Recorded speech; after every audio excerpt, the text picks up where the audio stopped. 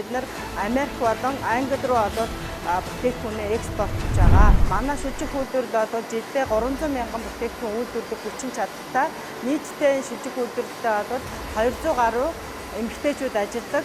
Манай 20 онд мөн бас шүжих үйлдвэрлэл дээр дагаа оюутны цех одоо ажиллаж байгаа. Оюутны цехээрээ одоо бид шилжүүлээсээ гадна нэхэх болон 100% кашмирын даавуу, 100% сардын даавуу, 100% хоньны насан даавуугаа Монголдо өөрсдөө үйлдвэрлээд үйлдвэрлэсэн даавуугаараа бид нар тогтоо пижак бусад одоо жижиг эдгүүдүүд одоо хийж байгаа.